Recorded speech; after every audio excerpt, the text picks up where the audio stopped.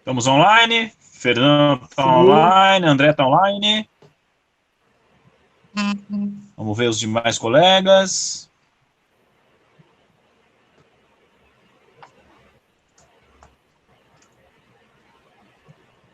Zumar está chegando. Faltando o Marcelo, é isso? Tudo bem, Zumar? Boa noite.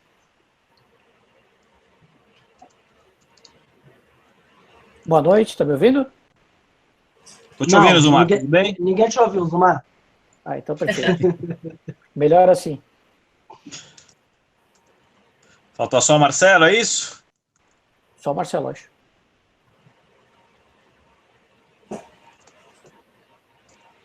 A gente já tá online, ou Delório? Presumo que sim. Pela menção ao vivo, presumo que já estamos online. Perfeito.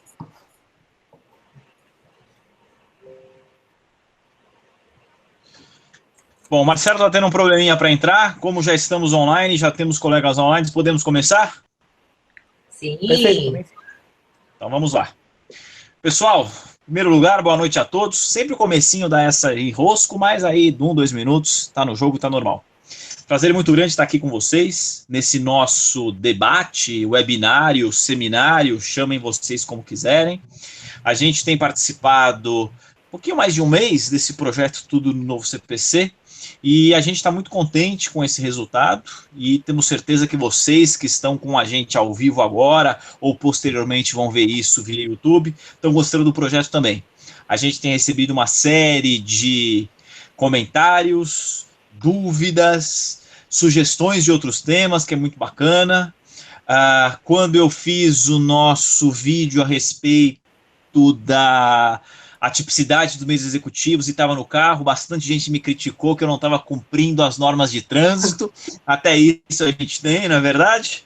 Quando eu debati com o André a respeito da prisão civil de ato ilícito, deu uma briga boa. Então, para nós está sendo muito bacana, para vocês a gente espera também que esteja. Hoje, o debate hoje é falar a respeito das medidas atípicas. Mas, antes disso, só algumas regras para a gente se entender. Em primeiro lugar, a gente vai fazer sorteio de livros. Serão 4 livros para sorteio. Daqui a pouco eu já mostro quais são esses livros. E como é que a gente vai fazer para fazer esse sorteio? Na página do Tudo Novo CPC, possivelmente, se não todos, mas a maioria de vocês está nos acessando a partir dessa página Tudo do NCPC. O professor Marcelo entrou, seja bem-vindo, Marcelo. Já estou fazendo uma prévia apresentação aqui para os colegas. Obrigado. Estou ajeitando aqui. Não entendeu nada ainda, tá? Estamos só nas preliminares ainda, não chegamos ao mérito, então não tem problema. Tá. Então, pessoal, a maioria de vocês deve estar assistindo a gente a partir da página do Tudo Novo CPC. E aí você pode fazer o seu login via Facebook na página, e aí ou fazer um comentário, ou postar uma dúvida, ou dizer com quem concorda, ou simplesmente apontar de onde você está nos assistindo. Agora há pouco, a professora Fernanda fez um esquenta, vamos dizer assim, pelo Periscope. E tinha uma pessoa, né, Fernanda, até de Miami escrevendo. Então veja que a gente não está somente na perspectiva nacional. Ia falar de qual lugar do Brasil você está falando, mas não, vamos além. Em qual lugar do mundo você está falando para acompanhar esse nosso debate. Então o critério para o sorteio vai ser qual? Você logando na página via Facebook ou mandando um e-mail para nós, vai receber um número. E ao final a gente vai fazer o sorteio com base nisso. Ok? Brevemente mostrar quais serão os livros para sorteio. Este aqui é o Mini Novo CPC. Ele é de bolso, para levar para audiência, para levar para aula, para onde você estiver. Este outro é o 1001 Dicas do Novo Código. Também não é um livro muito pesado, extenso. Dá para você, quando estiver naquele chá de cadeira na audiência, quando estiver esperando o avião, quando estiver esperando alguma coisa para fazer uma leitura breve. Esse eu e a Fernanda somos coautores. Temos ainda este aqui, saído do forno agora, fresquinho, Como Gabaritar 1000 Questões do Novo CPC, em que há comentários a questões de provas e concursos, e claro, com base no Novo CPC já o comentário. e que eu estava trabalhando com ele até agora, para vocês verem que a gente está estudando sempre mesmo, o novo CPC comparado, o novo com o velho, que vocês devem estar vendo aí atrás do professor André, exatamente o que está no escritório dele, que é o livro que, como tem o quadro do novo e do velho, a gente acaba usando bastante. Então, essas 4 obras vão ser para o sorteio, certo? Então, mais uma vez, para você participar do sorteio, de alguma maneira, seja por e-mail, seja na página do tudo do ncpc.com.br, você loga e diz alguma coisa. Bom, dentre os vários temas polêmicos do Código de Processo Civil, e que tem sido constantemente debatido aqui, as várias polêmicas nesse nosso projeto, tudo do novo CPC, com vídeos diários, faça chuva, faça sol, seja feriado de final de ano ou de Natal, a gente todo dia coloca um vídeo novo para você. Dentro desse contexto, um assunto bastante polêmico, não só entre nós aqui, mas entre vocês também, a partir dos comentários e a partir da quantidade de views. A gente teve mais de 90 mil acessos só no Facebook a respeito do assunto. E gente de forma apaixonada debatendo, que isso que é bom também, né? A gente discute processo, discute direito, mas tem que gostar daquilo que a gente faz. Artigo 189, inciso 4 do novo CPC. Dentre os poderes do juiz, artigo 139, caput, o juiz dirige o processo conforme as disposições desse código. Bastante simples. Aí vem lá o tal do inciso 4. Determinar todas, e esse todas não é irrelevante. O que é todas? Todas as medidas indutivas, coercitivas, mandamentais, subrogatórias, para assegurar o cumprimento de ordem judicial, vírgula, inclusive nas ações que tenham por objeto prestação pecuniária, dinheiro. Então, a gente tem aí uma novidade em relação ao código anterior, que é essa menção a todas. E a professora Fernanda já está olhando torto para a gente, né? Eu não estou ainda tomando juízo de valor, só estou expondo o que está acontecendo. Tá, sim. E da mesma forma... Todas aí. Ela já quer exercer o contraditório, não foi aberto o contraditório. Já está questionando o relatório aí do relator. Pois é, muito bem, André. Eu só estou no relatório e ela já está querendo atravessar o relatório, né? Não está ainda no fundamento decido. Muito bem colocado. Relatório. O todas não tinha no código anterior e o vírgula, inclusive prestação pecuniária, não tinha no código anterior. Então, o ponto é, essas mudanças significam alguma coisa? Não significam nada, são irrelevantes, permitem que o juiz possa fazer algo mais além da penhora, Bacenjude, penhora online, Renajude, atrás de carro, permite que o juiz vá atrás? É o debate. Tem gente que acha que sim, tem gente que acha que não. Tem gente que acha que sim com moderação, tem gente que acha que sim com pertinência. O debate é esse. Há, até agora, nos poucos meses de vigência do Código, já diversas decisões, permitindo, por exemplo, suspensão do direito de dirigir, CNH, carteira de motorista, retirada de passaporte, suspensão de cartão de crédito, cancelamento de CPF, que aí é até bom que ninguém paga imposto de renda, né? Cancela o CPF e não paga nada, nem imposto de renda. E até mesmo corte de luz de repartição pública que não quis chamar um candidato que foi aprovado no concurso. Esse me interessa. Salvo engano, e os colegas vão me corrigir se eu estiver errado, são essas as decisões que a gente já teve nesse curto espaço de tempo de vigência do Código. É o relatório, seguindo aí o professor André, é o relatório. Estou aqui como relator, como moderador. Agora, a gente vai fazer o quê? A gente vai fazer uma breve rodada entre os vários colegas, cada um colocando brevemente a sua opinião. Vamos começar pela professora Fernanda Tartucci, minha colega de turma de faculdade, estamos juntos, que para mim é uma alegria, há bastante tempo a gente discute processo.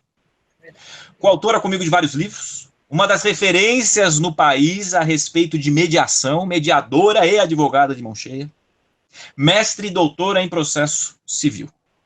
Depois da professora Fernanda, vem o professor André Roque.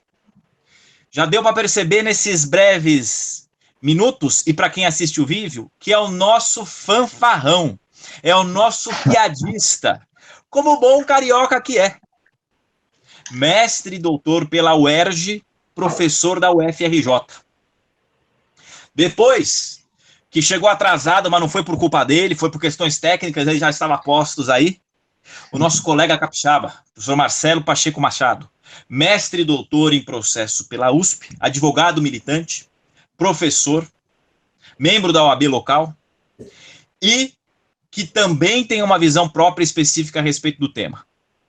E para encerrar, sendo letra Z, nosso amigo Zulmar Duarte, de Santa Catarina, especialista em processo civil, com experiência na advocacia pública, experiência na advocacia privada, e que mora, não em Florianópolis, mas ao sul de Florianópolis, numa praia paradisíaca de Imbituba. Quem não conhece, vale conhecer, Praia do Rosa, já recebeu todos nós lá e vai recebê-los também de braços abertos, também com uma visão própria do tema. Então, com isso, depois dessa primeira breve rodada, em que cada qual dos colegas vai expor o tema, a gente já mais ou menos vai ter as visões. Ok? Mais uma vez, para quem quiser participar do sorteio, chegou depois, faça o seu login, mande um e-mail ou coloque na página o seu comentário, uma dúvida ou de onde você está. Beleza? Professora Fernanda Tartucci, a palavra é sua. Muito bem, saudações a cada um de vocês. Muito bom poder estar aqui debatendo esse tema. Pelo jeito, você é o voto minoritário, né? Porque eu já senti aí que tá todo mundo afim de arrebentar com o devedor. Essa é a minha primeira impressão. E eu quero dizer que existem muitos argumentos contrários. Eu vou começar a falar todos eles. Se for possível, nessa primeira rodada eu falo de todos, senão depois a gente vai dividindo aqui. Primeiro ponto importante, a gente tem que lembrar que a liberdade é um valor constitucional e ela está sendo indevidamente comprometida quando você pega essas medidas de índole pessoal. Quando a gente vai estudar aí a execução, a gente tem que lembrar que a execução é real, ela não é pessoal. Nós temos aí, então, já indo para uma ideia específica no processo civil, do princípio da patrimonialidade ou da responsabilidade patrimonial.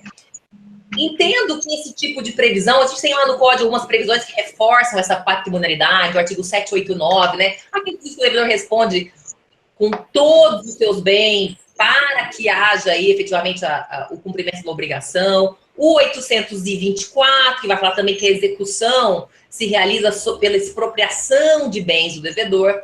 Essas previsões de patrimonialidade, elas representam uma evolução do processo.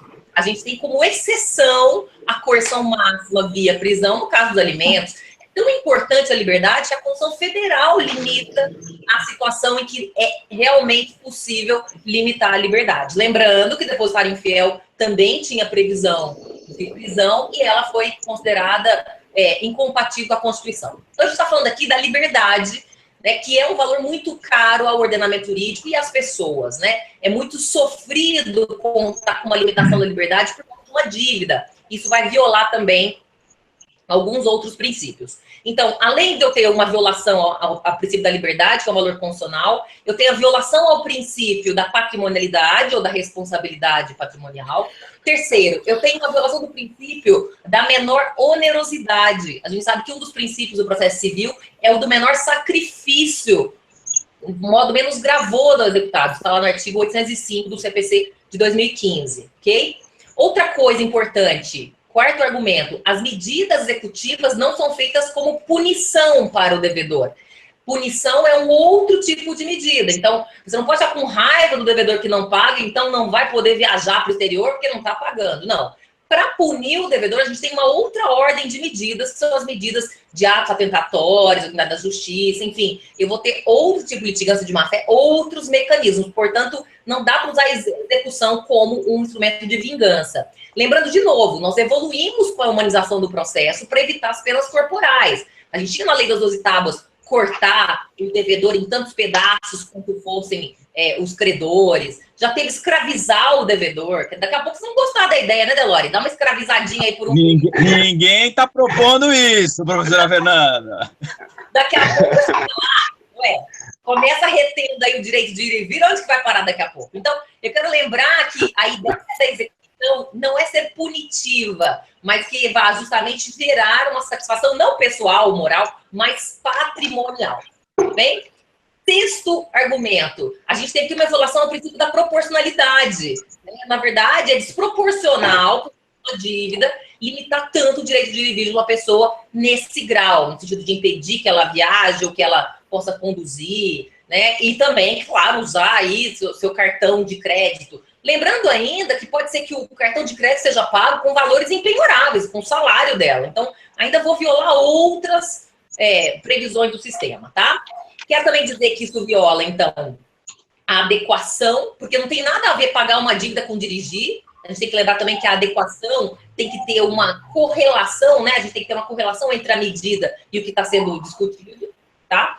E, finalmente, eu quero trazer a minha sétima ideia de violação, que é o da tipicidade dos atos executivos. Eu quero lembrar que esse dispositivo traz uma tipicidade, mas ele não é muito claro em relação à extensão disso. Quer dizer, esse modelo preconizado por esse novo dispositivo, eu estou falando que eu tenho instrumentos típicos, como a multa, por exemplo, que eu posso usar em outras execuções, ao invés de usar só na obrigação de fazer, eu posso usar também na obrigação de pagar. Ou eu estou dizendo agora que eu tenho instrumentos atípicos, aplicados atipicamente, com a possibilidade de moldar uma tutela executiva para cada caso, sem qualquer previsibilidade. A gente está indo para um modelo muito aberto e a gente está perdendo uma referência de contenção judicial, que é um elemento importante para evitar abusos e arbítrios.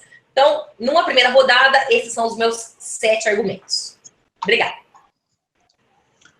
Professora Fernanda, agradecemos. Tirando a parte que foi feita essa menção aí, que a gente está querendo esquartejar e colocar a gente de ponta cabeça, que nem desenho animado de pica-pau, né? Não sei quantos aí dos que não assistem mais jovens têm essa visão. Eu lembro muito bem do desenho do pica-pau, em que vinha o credor, virava de ponta cabeça alguém, fazia assim e pegava as moedinhas, né? Nós não estamos propondo a isso. E não é nem o ainda. E não é nem o ainda, né? Não é nem o ainda, né? Uma maravilha, né? A professora Fernanda, então, coloca já uma visão totalmente contrária aos meios atípicos e aí listou os seus 7 argumentos. Professor André, vai querer responder os 7 argumentos ou vai trabalhar contra a linha? Qual que vai ser a sua tese? Como é que vai ser a sua exposição? Não vou trabalhar com o ônus da impugnação especificada por enquanto, não. A gente vai ter aí 1 hora para, digamos assim, destruir essa linha argumentativa, entendeu? Mas, então, boa noite a todos. É um prazer estar aqui nesse webinário, tudo do novo CPC, para falar desse tema tão polêmico que são os meios atípicos na execução. E já colocando a minha posição é, sim, pela possibilidade da utilização desses meios atípicos, mas apenas em caráter excepcional, ou seja, primeiro prevalecem os meios típicos.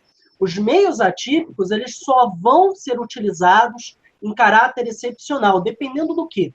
Dependendo, em primeiro lugar, de você demonstrar que os meios típicos não estão funcionando, ou seja, eles não são efetivos.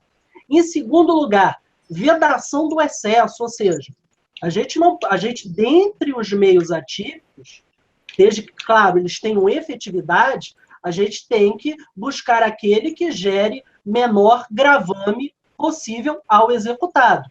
Por isso é que me parece, à primeira vista, que a acumulação de medidas atípicas, quer dizer, é o juiz metralhadora, né? O juiz sai, sei lá, suspendendo CPF, tira CNH, tira passaporte, ou seja, vira um morto civil, o executado.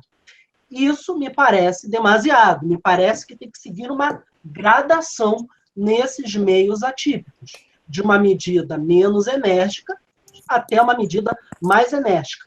Outra coisa que é absolutamente fundamental, é necessário que fique demonstrado, para que se empreguem esses meios atípicos, que haja má-fé do executado. Porque se o executado não tem dinheiro, é o que inúmeros comentários que vimos lá no Facebook, aos nossos vídeos, falavam, mas se o executado não tem dinheiro, você ainda quer tirar CNH, quer tirar passaporte, ele vai morrer devedor. Teve um até que acrescentou, daqui a pouco vocês vão mudar a lei também para impedir que ele seja sepultado porque ele é devedor. Não é nada disso. Não é Foi a nada. professora Fernanda? Será que foi a professora Fernanda, André? Eu acho que é um fake da Fernanda. Eu acho que sim. Acho que rolou um Mas fake essa é uma ideia? ali.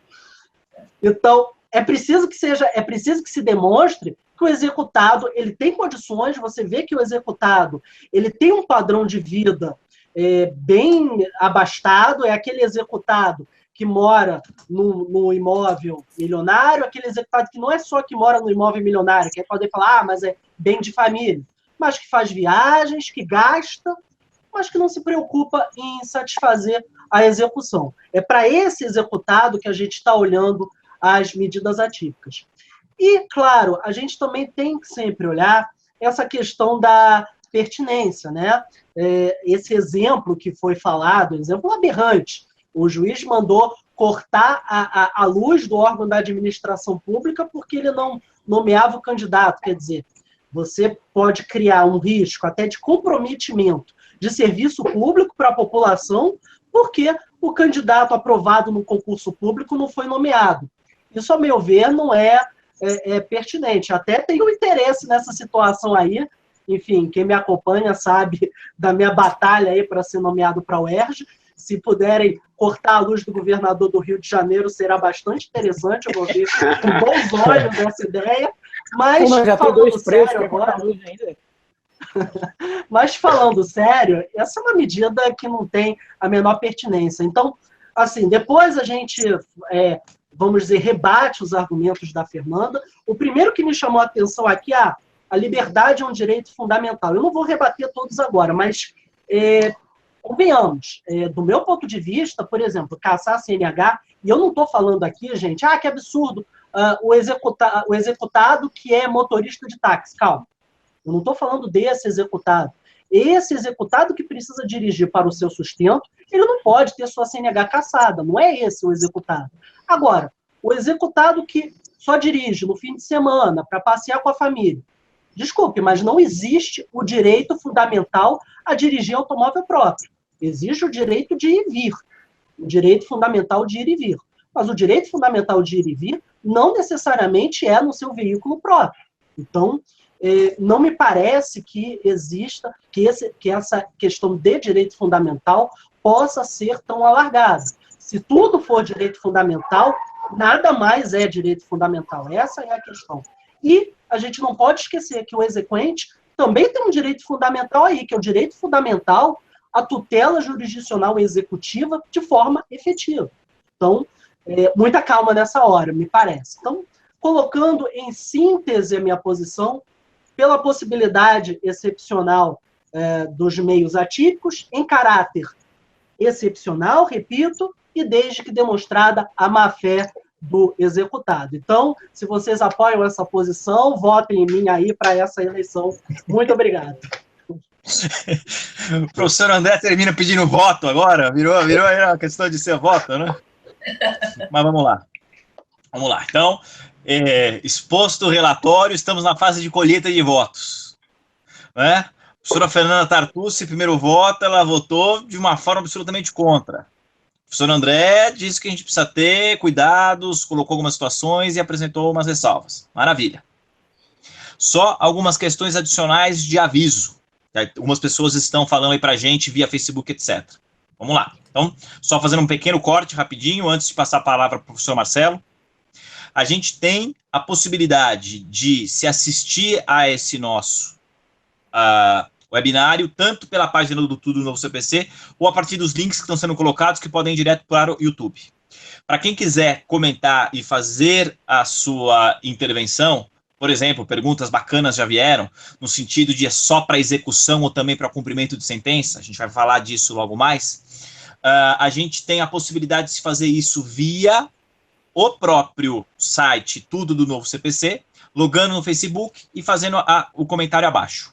Para quem não está conseguindo fazer isso, já tem algumas pessoas dizendo que estão com essa dificuldade, a alternativa, por gentileza, é mandar um e-mail para nós. Para qual e-mail? contato@tudodoncpc.com.br. De novo, contato@tudodoncpc.com.br.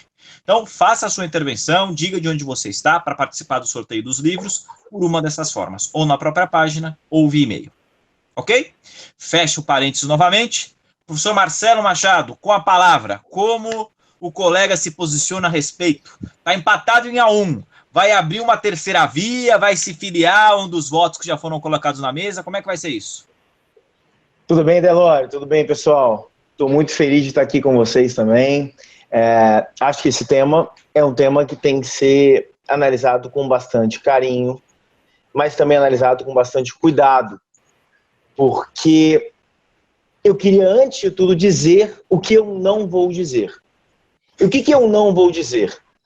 Eu não vou dizer que existe um cardápio para o juiz, que ele teria várias opções de maldades para realizar contra o executado.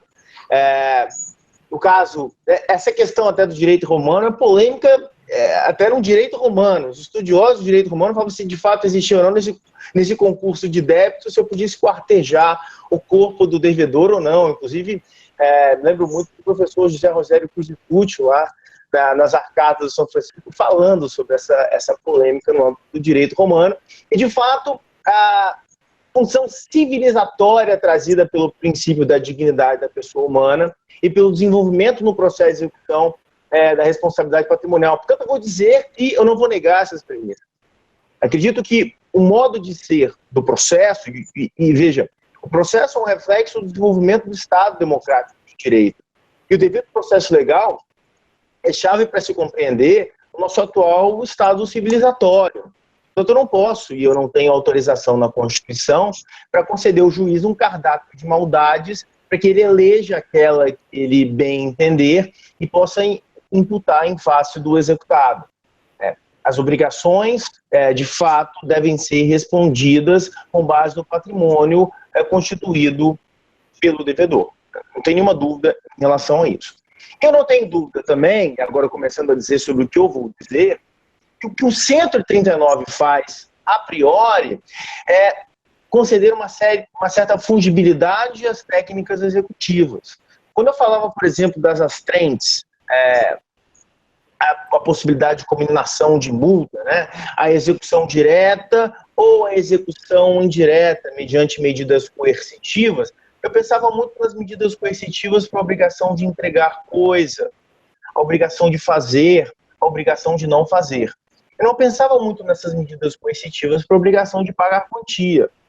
Então, me parece que o 139, ele traz, sim, uma unificação dessas medidas, dizendo que o juiz pode usar tudo aquilo que está disponível no Código, do ponto de vista de técnica de efetivação de decisão judicial, para pagar quantia, para fazer, para não fazer. Portanto, eu tenho, sim, um aumento dos poderes do juiz. Então, eu acho que esse primeiro passinho é um passinho que a gente tem um certo consenso hoje na doutrina, e eu acredito que a jurisprudência deverá se desenvolver nesse sentido. A partir daí, esse dispositivo, quando ele fala todas as medidas indutivas, coercitivas, mandamentais ou subrogatórias necessárias para assegurar o cumprimento da ordem judicial, aí me parece que ele dá um outro prazo, que é: eu, como legislador, e aqui nessa perspectiva contemporânea, de cláusulas abertas, vieram para a nossa lei no Código Civil, no Código de Defesa do Consumidor, e vem agora com muita ênfase no novo Código de Processo Civil, diz o seguinte: eu, legislador, não sou capaz de arrolar todas essas técnicas de execução indireta. Eu não tenho condição de fazê-lo. Então, o que eu faço?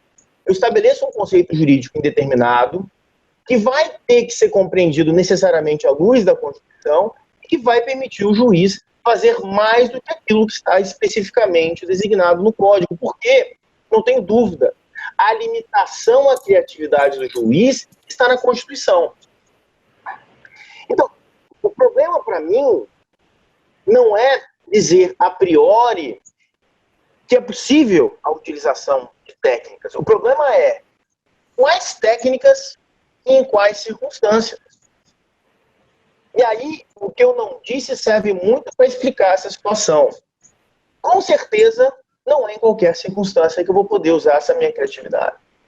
Eu tenho que justificar, à luz de circunstâncias específicas do caso concreto, a razão pela qual, e aí a ideia da subsidiariedade dessas técnicas, aquilo que o código trouxe, o feijão com arroz da técnica executiva, não se adequa ao meu caso específico, e o juiz, portanto, vai ter que conceber meio distinto daquele que está especificamente positivado. Quando ele vai poder fazer isso? Em casos absolutamente excepcionais. O professor Marcelo Abelha, que também é aqui do Espírito Santo, escreveu um artigo interessante no Migalhas, ele fala o seguinte: é o caso do devedor cafajeste. E aí eu acho que depois, e esse é o resumo do meu pensamento, a gente vai ter a oportunidade de tentar identificar quais são essas circunstâncias. Nosso amigo Cajardoni, que participa da nossa coluna do Jota, que está sempre debatendo conosco, ele fala muito da necessidade da compreensão da proporcionalidade nesse caso. E na condição de juiz, o juiz tem que ter a sensibilidade que aquele caso tem circunstâncias excepcionais que justificam a utilização de medidas excepcionais, que o juiz só vai poder aplicar de uma fundamentação adequada, mediante o estabelecimento de um contraditório prévio, e levando em consideração esse caso especial que se apresenta. Um indivíduo que deve,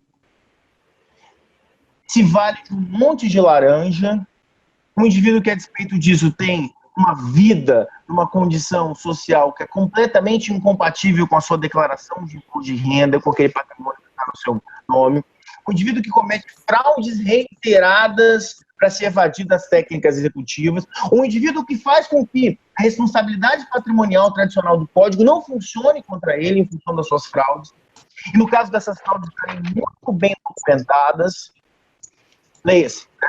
Nada em nome dele, o sujeito bota no Facebook, está ali na Grécia, nas ilhas gregas, tomando um Romanée Conti, né? Um vinho que os políticos brasileiros muito bem conhecem, custa uma fortuna, e na declaração de imposto de renda não tem nenhum patrimônio, não tem renda, não tem receita, não tem absolutamente nada. Então a gente tem que usar uma técnica adequada e proporcional a esse caso. E aí sim a criatividade do juiz deve funcionar muito bem para resolver isso daí. Basicamente isso, Delore. Vamos ver se a gente evolui nesse nosso pensamento. O professor Marcelo fala Vamos ver o que a professora bebidas Fernanda vai dizer a caras, respeito o disso professor também. Marcelo fala de ilhas gregas, o professor Marcelo fala do credor cafajeste, a Fernanda daqui a pouco já vai falar aí de dano moral, de bullying, de colocar o devedor em situação inadequada, né? Mas esse é o executado que é 99% anjo, mas aquele 1%. Quanto ódio no certo, coração de vocês, viu? Vai por aí, viu? O professor Marcelo parte até também de uma perspectiva histórica para, podemos dizer assim, se filiar à corrente, a divergência aberta pelo professor André Roque, destacar isso. Aí eu vejo aqui alguns comentários, e aí de novo falando. Para comentar na página tudo do novo CPC, tem gente que está com dificuldade, que o Facebook está um pouco lento. Quem quiser pode ir comentar direto na página do YouTube. Aí a partir do momento então que você está na página do tudo do novo CPC, você pode clicar, vai abrir a página do YouTube e lá tem os comentários. Aí tem umas diversas, a nossa divergência está também sendo reproduzida nas redes sociais. Gente dizendo vivos, meios atípicos, gente dizendo que não pode. Aí até aqui tem um colega, a professora Fernanda o conhece, ele é aluno nosso na especialização do EPD. Essa discussão se dá no país do mundo que mais se cobram juros. No cartão de crédito, 450% ao ano. Não pode. E aí ele, inclusive, já fala do Pacto de São José da Costa Rica para acrescentar essa situação. Paulo Papini, obrigado pela sua intervenção. E é até importante aqui comentar que o Paulo Papini foi o autor do primeiro habeas corpus que deu origem a uma cassação de uma medida exatamente que mandou suspender CNH, passaporte e cartão de crédito. Não a parte do cartão de crédito.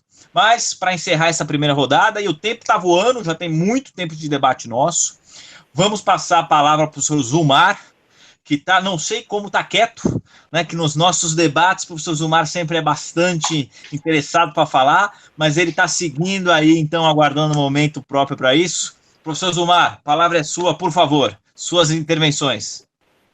Primeiro, eu queria agradecer a presença de todos, né, a companhia de vocês aqui pela internet, nesse canal Tudo sobre tudo do Novo CPC.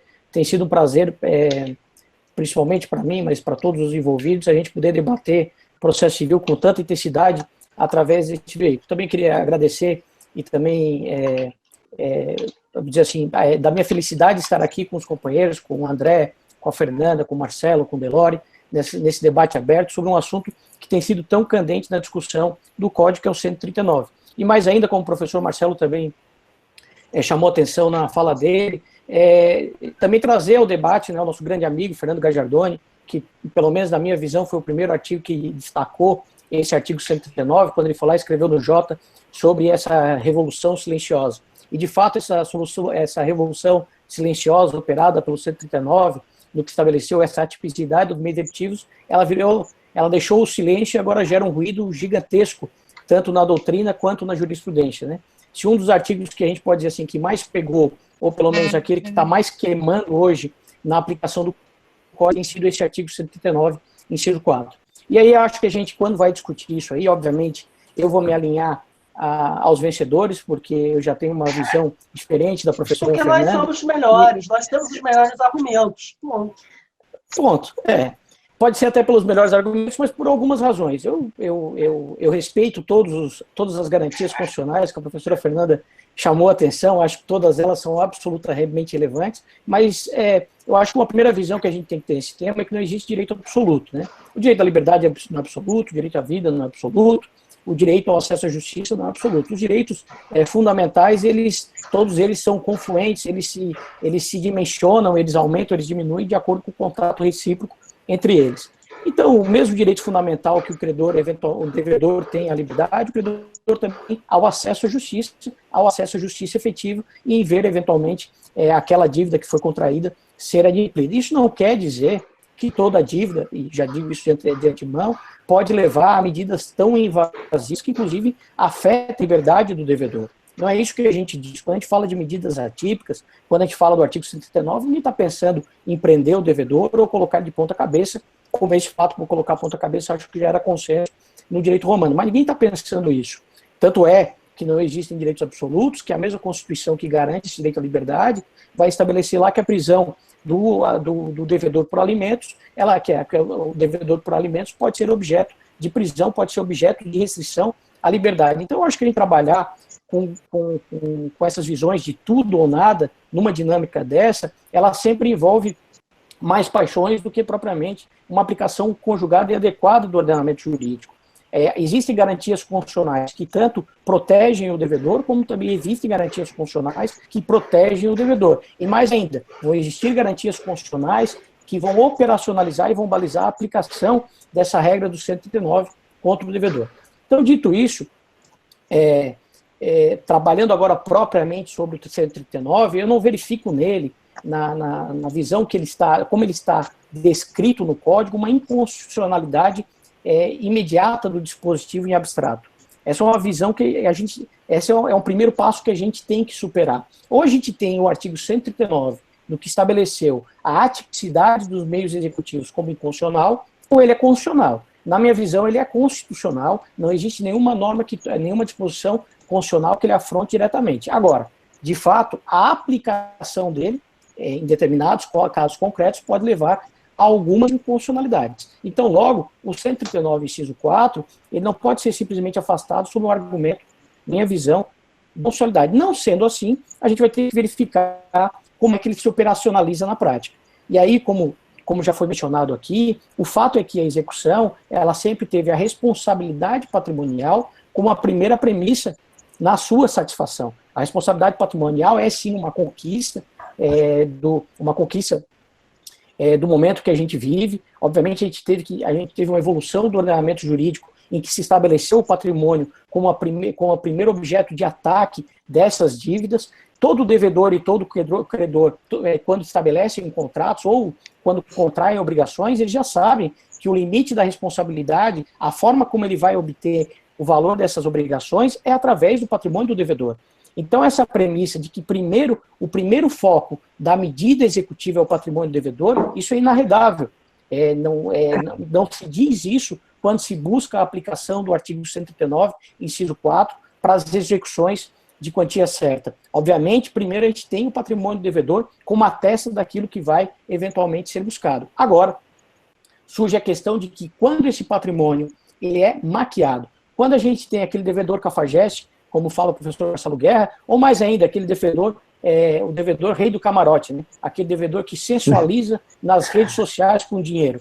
Ele só sensualiza nas redes sociais com dinheiro porque esse dinheiro nunca é acessível ao devedor. O devedor tenta todas as medidas executivas patrimoniais possíveis para obter esse dinheiro. Só que o credor, só que esse devedor aparenta diversos sinais exteriores de riqueza. Vamos dizer assim, ele apresenta no entorno dele todos aqueles sinais exteriores que demonstram que ele tem dinheiro, só que ele maqueia esse patrimônio. Aí vem a pergunta, você pode ser utilizado como uma medida executiva típica para eventualmente dobrar a vontade desse devedor? E aqui é um outro ponto de distinção que a gente tem que fazer, uma coisa que eu não concordo com a professora Fernanda, é que quando a gente utiliza essas medidas executivas atípicas, ninguém pretende punir o devedor. Tanto é que pagando essa medida cai.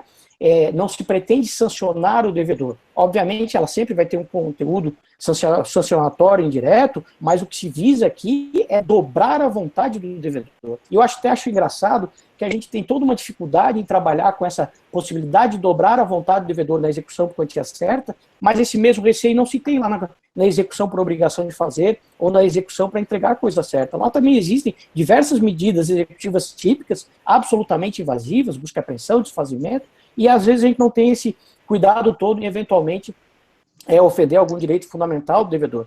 Aqui, o 139, inciso 4, ele entra como última ratio.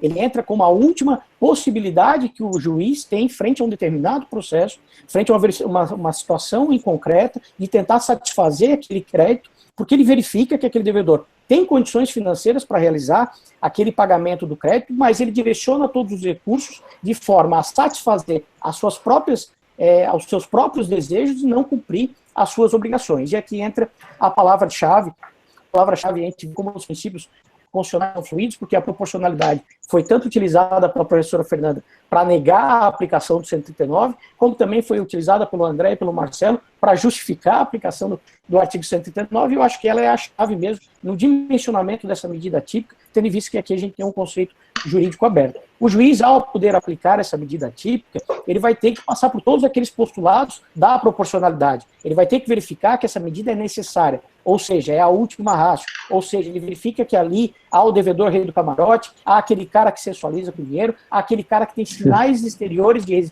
riqueza suficientes a demonstrar que ele tem dinheiro ao pagamento do crédito, mas só que ele maqueia esse patrimônio. Então, vai ter que ser necessária essa medida. Ela vai ter que ser adequada. E aqui eu não trabalho muito bem assim, não é que tem que haver uma relação de pertinência entre a medida típica e o tipo de dívida. Mas, obviamente, que ao trabalhar com a adequação, o juiz vai tentar tornar rente aquela medida, aquele eventual débito que aquela pessoa deixou em aberto. Isso é proporcionalidade. E depois vai se ver se o custo-benefício da aplicação disso aí, ou seja, o custo-benefício da aplicação da proporcionalidade, a proporcionalidade em sentido estrito, justifica a aplicação daquela medida, a utilização daquele meio indutivo ou coercitivo para o pagamento do débito.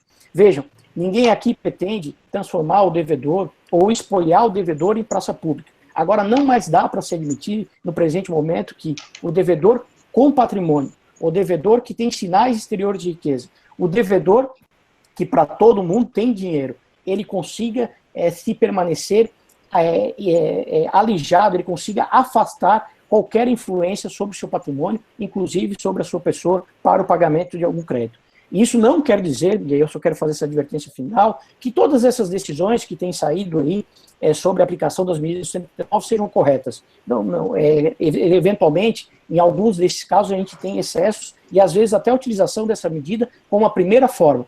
Não é que a gente placita todas essas decisões. O direito é pendular. Uma ineficácia absoluta que a gente teve até agora do meio executivo, é normal que a gente tenha alguns pontos desse fora da curva nesse momento. Só que aí, para isso, existem os tribunais para eventualmente retificar. Agora, simplesmente a gente afastar a aplicação desse artigo 139, inciso 4, afastar essa possibilidade desse conjunto, da riqueza da vida das execuções de todo o país, sem observar que em determinadas execuções a gente tem sim o devedor de má-fé, e esse devedor de má-fé, com todo respeito, não adianta ser simplesmente apenado com multa, ele já deve dinheiro. A aplicação de multa só vai somar o valor do crédito, que nunca vai atingir patrimônio algum, porque ele é especialista nisso. Ele é especialista em baquear o patrimônio, em se afastar da responsabilidade patrimonial. Afastar esse 139 de toda essa riqueza da vida, isso sim, eu acho um erro. Eu acho que esse é um mecanismo importante, que tem que ser utilizado com bastante cuidado, até para não ser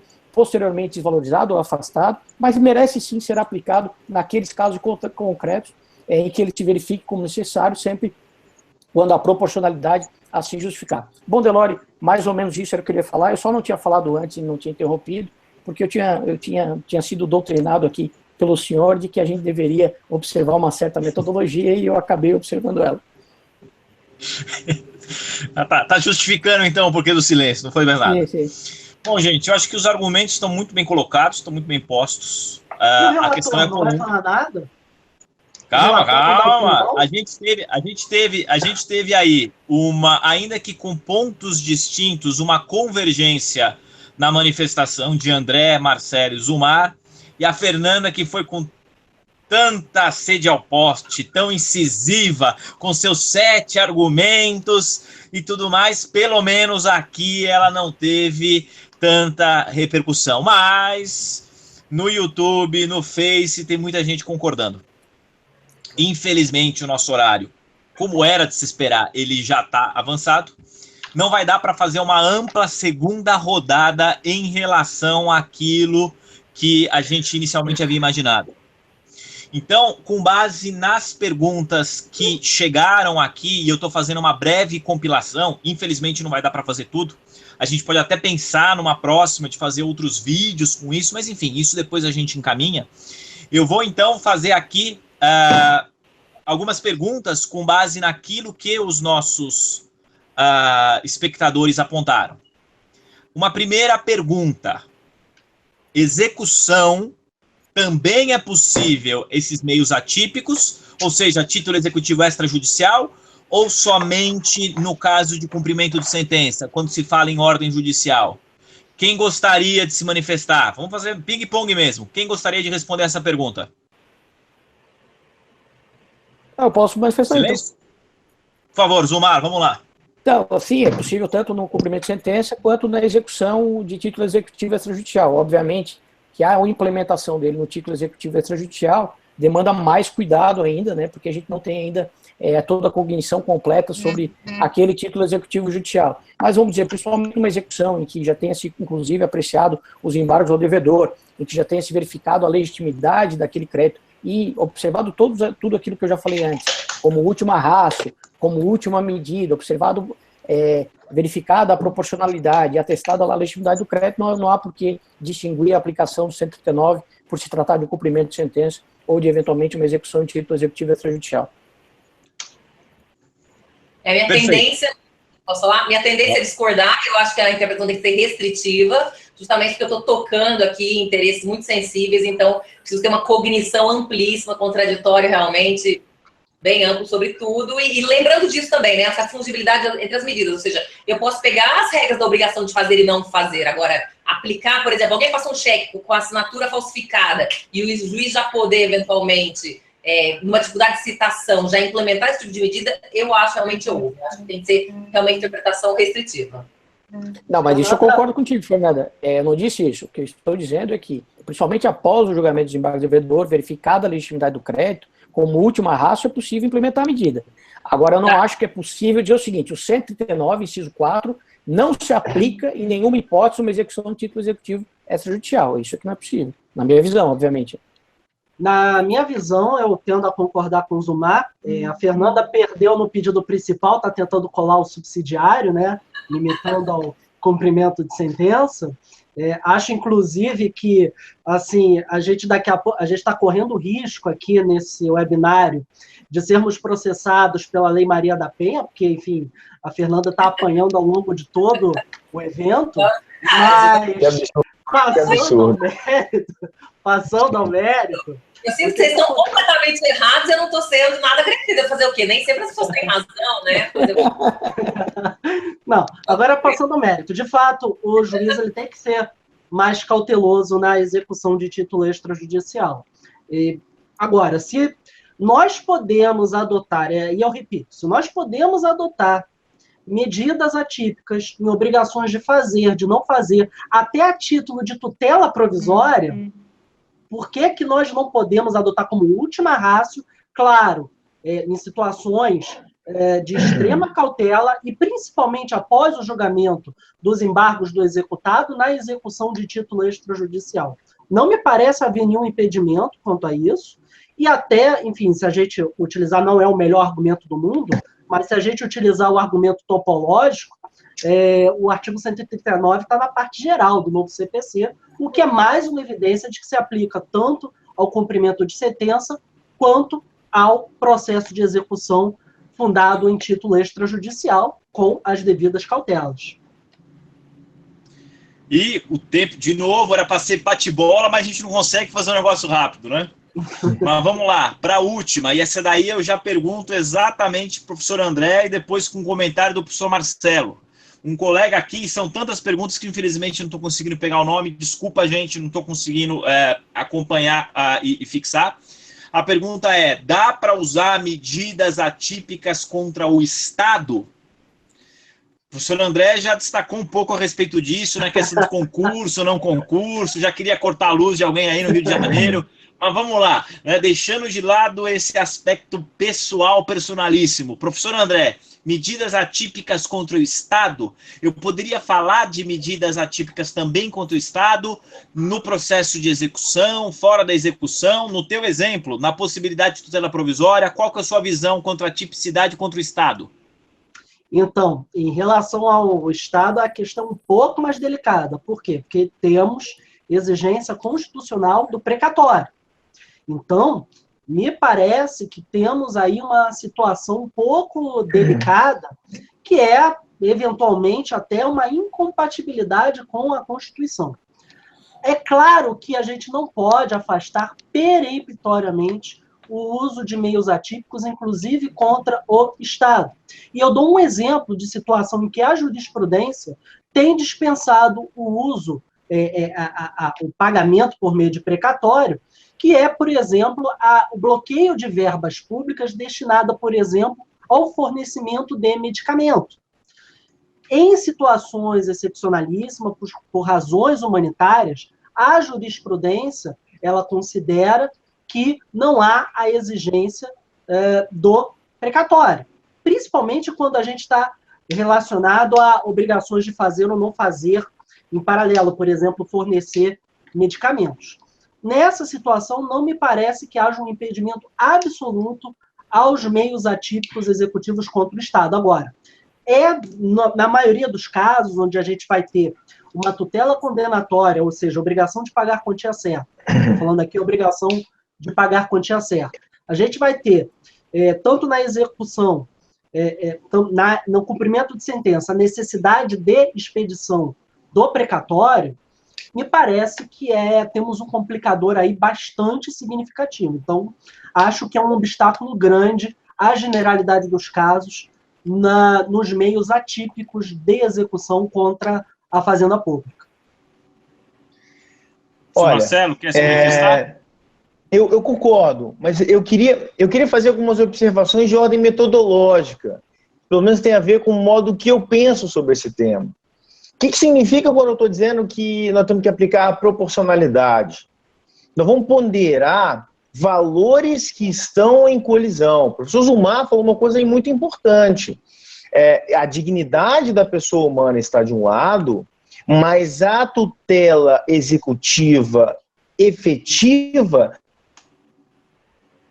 é funcional. E quando nós pensamos em proporcionalidade, nós jamais analisamos esses dois valores em abstrato, dizendo que a dignidade da pessoa humana é mais importante que a efetividade da tutela executiva e, portanto, sempre a dignidade da pessoa humana vai ganhar essa disputa para dizer que eu não posso fazer nada diferente daquele basicão do Código de 73, que é a técnica de expropriação.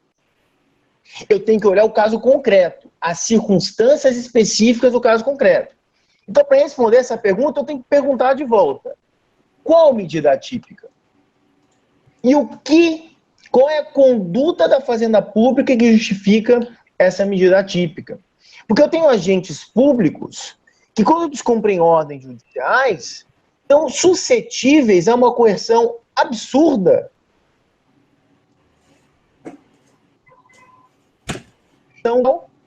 Então, eu tenho repercussões criminais que são relevantíssimas, até como uma forma de execução indireta. O meio coercitivo já é previsto pela lei, inclusive com previsão no Código Penal. Nesse caso. Então, portanto, se o legislador, se a Constituição aceita um tipo penal que pode restringir a liberdade do indivíduo depois do devido processo legal, eu acho que a pena máxima que o Estado de Direito brasileiro admite, a privação de liberdade, por que então eu não poderia pensar em face do agente público ou em face da pessoa jurídica de direito público, medidas coercitivas que não estejam tipicamente previstas na lei? Eu acho que sim, é possível, mas mais uma vez, o exemplo e a resposta do professor Roque é muito ilustrativa nesse sentido. Se eu pego um caso concreto de negativa de fornecimento de medicamento, se eu identifico que é um risco à vida do indivíduo, e se eu identifico ali uma conduta abusiva do Estado, negar aquilo que já se reconhece que ele tem de prestar, eu posso tanto ir contra o agente público, contra a pessoa de direito público e adotar alguma medida. É lógico, né? O problema qual é a medida que vai ser efetiva contra o Estado? A gente falou aqui de coisas básicas, né? Restrição de passaporte, restrição de CNH. O que a gente vai implementar contra o Estado? Qual que seria a medida efetiva? Vou pagar quantia? Se for para pensar numa tutela atípica, eu vou bloquear o dinheiro do Estado. E tem jurisprudência que aceita, inclusive em caso de medicamento, a possibilidade excepcionalíssima de bloquear direito do Estado. Portanto, nós já aplicávamos o inciso 4 do 739, antes mesmo dele existir, para uma interpretação à luz dessa necessidade de ponderação. Não estamos falando aqui de um alienígena, pelo contrário. Nós estamos falando de casos especiais que justificam medidas especiais, dentre as quais algumas que já são adotadas pela jurisprudência a partir de uma construção à luz dos princípios constitucionais que estão em jogo. Maravilha. Só vamos lá, Zumar, para encerrar e depois... Tá. Não, só para agregar, primeiro assim, né? Obviamente, eu não posso subverter a lógica do precatório com a aplicação da medida atípica, né? Mas eu posso ter exatamente o precatório que decorreu, que foi devidamente escrito, decorreu o prazo do ano para que ele seja pago e ele está em atraso e o Estado está no estado de mora e eventualmente a gente poderia pensar na aplicação de uma medida atípica, sendo o caso. Da mesma forma, quando a gente fala de aquisição de pequeno valor, sido pago no prazo pré-constitucional. E veja, o Estado já estava submetido a medidas mais fortes nos casos de descumprimento de decisão judicial. Havia a possibilidade de intervenção federal por não cumprimento de decisão judicial. Obviamente, depois isso acabou sendo mitigado pelo fato de que, por vezes, se verificava que o descumprimento, embora injustificado, não era irrazoável, tendo em vista a situação do próprio Estado. Mas cabia-se, inclusive, essa intervenção, eventualmente, no Estado ou no município, porque descumpria a decisão judicial. E da mesma forma, como o professor Marcelo falou, é o que está lá no decreto 201, o próprio prefeito comete crime de responsabilidade quando ele deixa de cumprir uma decisão judicial sem justo motivo. Então, o próprio ordenamento jurídico, antes do 139, já oferecia mecanismos que demonstravam que em situações específicas era sim possível implementar algumas medidas com mais vigor do Estado, que eventualmente descumprir o modo judicial. Isso não vai se alterar eventualmente numa questão pecuniária, tendo em vista que o precatório não coloca, né, esse pagamento eterno, né? Ele simplesmente estabelece uma metodologia de pagamento, mas que ultrapassada, o Estado está em mora como qualquer outra pessoa, né? Professora Fernanda, para encerrar, algum comentário, aí a gente começa com você falando, para dizer que a gente garantiu o contraditório também, a gente então vai encerrar com essa possibilidade. O que eu fiz antes foi só o relatório. Considerações finais para encerrar, porque o nosso horário já estourou. Só, por favor, lembrar de ligar o seu som, Fernanda, por gentileza. Delore, tu não votou ainda? Isso, pronto. Delore, mas você não vai falar nesses minutos finais? Não, eu já aderi à maioria. Já aderi à maioria na linha nesse sentido, para não ter problema. Muito bem, tá bom. A motivação para relação, né? Só quero destacar que os fundamentos para ter uma interpretação na linha patrimonialista estão não só na Constituição, a dignidade da pessoa humana, a capacidade de autodeterminação, então a liberdade não é só eu poder dirigir o meu carro, mas dirigir o carro da pessoa idosa de quem eu cuido, poder viajar para acompanhar alguém. Então eu acho que é importante entender que a liberdade ela é um valor que realmente sempre foi um limite na execução, a gente tem realmente uma limitação. Eu acredito que tem um ponto em comum do que Marcelo falou sobre a fungibilidade, a gente pode realmente importar da obrigação de fazer e não fazer algumas medidas que possam ser úteis. Acho que o Estado também pode contribuir e ser, vamos dizer, objeto de incidência de medidas atípicas dentro dessa visão patrimonial. Então, bloqueio de valores, por exemplo, me pareceu sempre proporcional e adequado, enfim. E eu acho que esse é um tema que a gente realmente precisa avançar e estudar mais, porque ele tem muitas ideias importantes. Que a tipicidade é essa? É de medidas, é um modelo de abertura total para o juiz. O 139 não conversa com os artigos de execução, o 772, 774. Como é que ele se insere nesse mecanismo? Então, acho que realmente fica aí o convite para todos nós escrevermos mais sobre isso e ampliarmos o debate em outras oportunidades também. Maravilha. Gente, a gente tinha colocado um teto aí, alguma coisa em torno de 50 minutos, a gente já está com mais de 1 hora, mas o tema é isso, e eu posso até dizer para todos, né? A gente está na parte introdutória do tema, porque tinha muito mais coisa para fazer. Mas, por todos os comentários, eu agradeço, por todas as intervenções aqui, eu agradeço. Fica o convite para a gente, numa próxima oportunidade, num próximo webinário, voltar a este outro assunto. A gente vai fazer mais um webinário logo mais. Quem sabe a gente pode até fazer uma pesquisa com vocês, de sugerir temas. Maravilha. Mas, para encerrar, vamos objetivamente trabalhar com o sorteio, né? Como foi mencionado. Então, a gente acabou tendo a participação de 4 meios de comunicação em relação ao que a gente está discutindo. A gente recebeu e-mails, a gente teve comentários no YouTube, a gente teve comentários no Facebook, na página do Tudo do Novo CPC, a gente teve comentários na página do Tudo do Novo CPC. Então foram 4, vamos dizer assim, meios para entrada.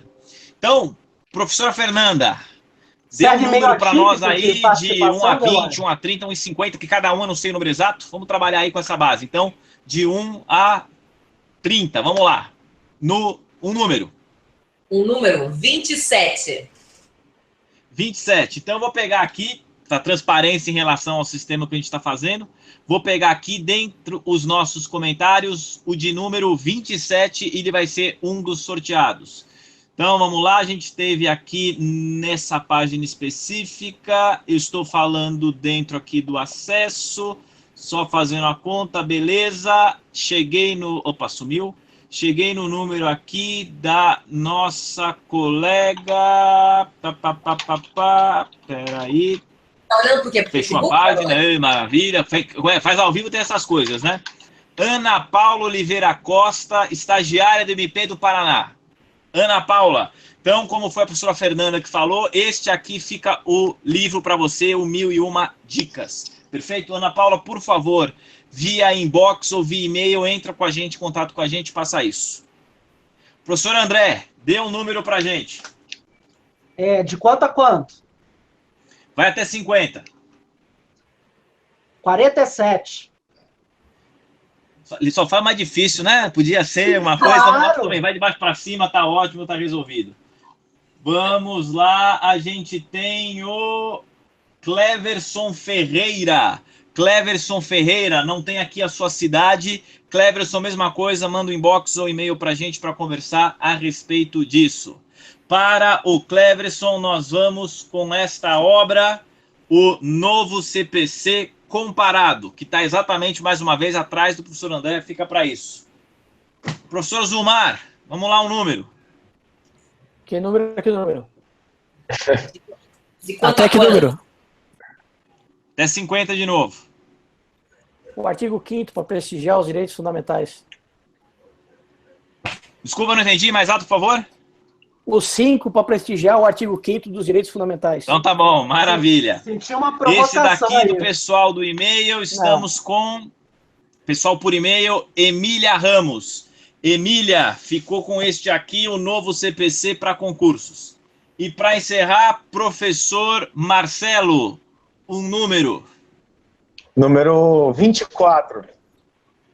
Vamos lá, aqui nos comentários, espera só um minuto para eu chegar.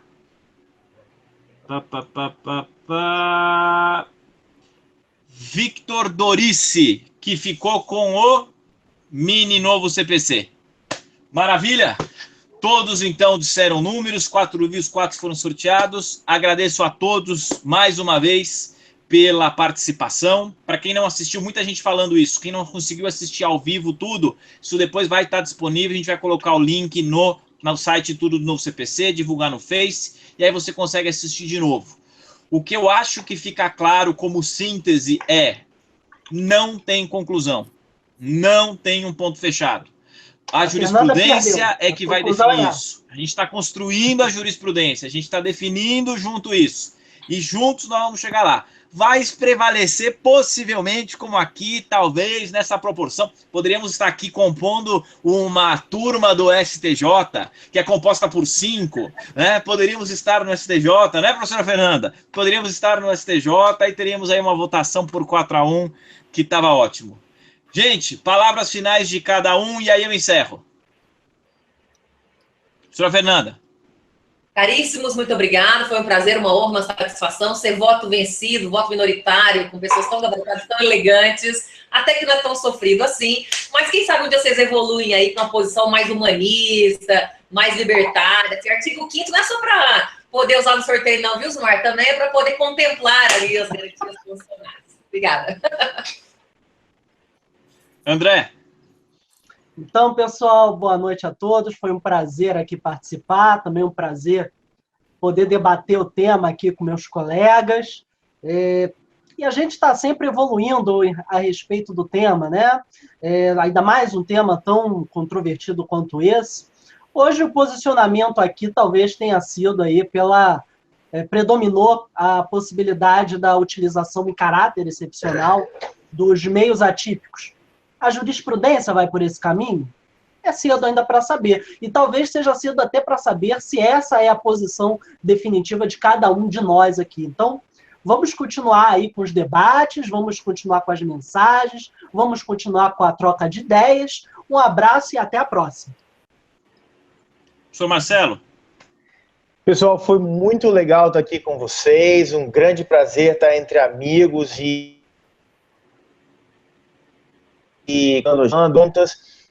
mas uma coisa eu queria deixar claro, que é a minha visão.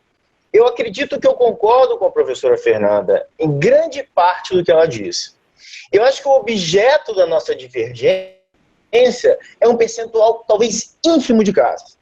E que o nosso debate mesmo, para que ele se produza, que a gente possa identificar essa divergência, tinha que partir sempre do caso concreto.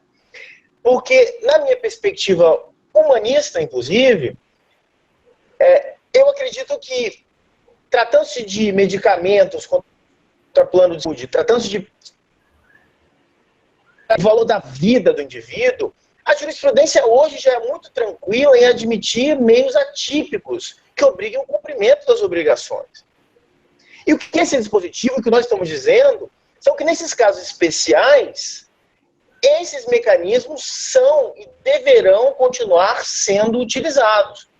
A questão é, até onde podemos ir? Para mim, portanto, a dificuldade está em saber quais casos concretos e quais meios atípicos serão admitidos. Porque meios atípicos em casos excepcionais já foram muitas vezes admitidos no passado. Então, para mim, o problema é delimitar quando e quais meios. Essa, para mim, é a polêmica verdadeira. Pessoal, valeu, um abração e boa noite para vocês. Professor Zumar, por favor. Bom, primeiro queria ressaltar, né, o prazer, a alegria de estar, como o Marcelo falou, entre amigos. É sempre uma honra debater com todos vocês. É sempre uma honra também poder divergir da Fernanda, que com tanta lenieza conseguiu segurar aí o debate e eventualmente ser vencido, que nunca é fácil, né? Mas acho que a conclusão final é essa, da maioria de que a gente entende que o 139 se aplica, mas se aplica, obviamente, como última ratio, observado, então, a proporcionalidade. Eu também tenho uma formação urbanista, mas eu também estou preocupado, Fernanda, com o nosso credor, né? A dignidade da pessoa humana do nosso credor. Aquele dinheiro que eventualmente está lá na execução, poderia servir à liberdade desse credor, para que esse credor viajasse, para que esse credor conseguisse colocar os filhos numa escola melhor, para que esse credor tivesse uma vida melhor. Ou seja, credor também é gente. Credor também é gente, que às vezes é tão difícil ser credor nesse Brasil. Mas, como eu falei, obviamente isso não pode ultrapassar o limite, isso não pode ultrapassar aquilo que a gente tem construído no Estado Democrático de Direito atual, porque isso não se conquistou sem duras penas, principalmente do Brasil. Mas, principalmente, eu queria agradecer o debate, a forma como ele se desenvolveu, o nosso mediador, Delori, que soube controlar os ímpetos de todos, né, e ainda se manteve na maioria sem ter que declarar nada logo, comprometido com tese nenhuma. E eu acredito que, ao final, o bom senso vai prevalecer e que a Fernanda, num dado momento da vida, vai aderir à tese da maioria, até porque advogada de escola, eu tenho certeza que eu ainda vou me deparar com uma petição dela pedindo uma medida atípica, porque aquela é a situação de um devedor, que é o rei do camarote, que ostenta a riqueza pelas redes sociais. Mais um abraço, até logo, uma boa noite para todos, e foi um prazer compartilhar desse momento com vocês. Gente, com isso encerramos então o nosso primeiro webinário. Vem mais coisa aí. Você que já nos acompanha, siga acompanhando os vídeos do Tudo Novo CPC e as dicas e os textos. E se você nos conheceu agora, venha se juntar a nós, conseguir esse debate. E é exatamente assim. A gente está conversando, discutindo, debatendo, e uma hora ou outra vai chegar a jurisprudência do STJ, do STF, vai definir alguma coisa. Aí a gente comunica para vocês. Aí pronto. Não, aí surgiu outro debate. Porque para mim, se o STJ já definiu... Professor André tumultuando. Aí depois, para mim, se o STJ definiu, não é para discutir mais. Aí a professora Fernanda fala, não, tem que continuar discutindo até chegar a melhor posição. Enfim, o debate não tem fim. Né? Mas a gente espera que tenha sido útil isso para a sua advocacia, para o seu estudo, para quem tem gente na graduação, para a sua preparação para concurso, enfim, que tenha sido útil para aquilo que você precisa quando você vem ouvir um pouquinho de meios atípicos. Obrigado, gente, boa noite a todos e até uma próxima. Obrigado, boa noite. Tchau. Boa noite. Valeu.